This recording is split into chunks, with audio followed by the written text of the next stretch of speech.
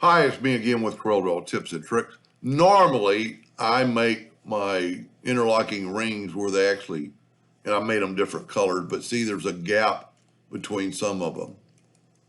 And that gap is pretty easily created. Let's just take a rectangle and let's round off the corners, and I'm just going to type in 5 because you can't go too much.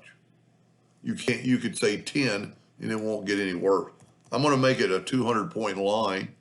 I'm going to go to Object, break the outline into an convert the outline to an object. I'm going to left click the fill. I'm going to go ahead and put P and put it in the center of the page. And then I'm going to Control D and I'm going to rotate it to 90 degrees. Now we need to get something to get this offset, the space between there.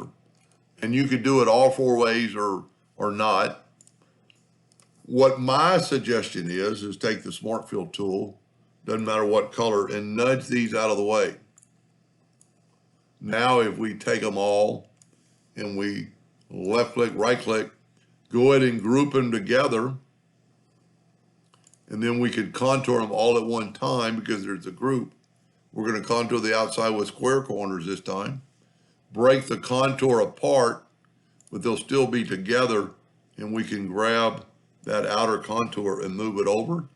And that's what's going to give us the gap. So now you can just use your imagination and go through this one, go through the opposite direction, opposite direction, opposite direction. And then what that's going to do, it's going to give you that gap.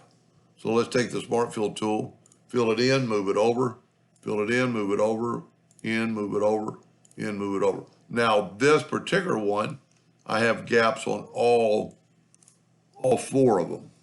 But, like in my original that I did, you could do it with just not,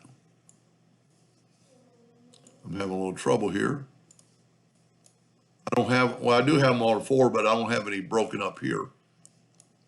So this is, well, it's basically the same and just how I have different color. So that's how you would get a gap between those loops. And it really makes it stand off. Let me get rid of this. When you put a black behind it, and it really shows it off. Now you could do a lot more with this, breaking these pieces apart and having some, well, let's just do one real quick with the interactive fill tool. You could, well, I was actually on the black. You need to grab your object, interactive fill tool, and you could do a lot with this. And you could actually, well, that looks pretty cool with the black. But you could actually, because we work in the center of the page, a lot of the time, you could actually rotate that same interactive fill tool around. Anyway, I hope that helped a little bit, and thank you for watching.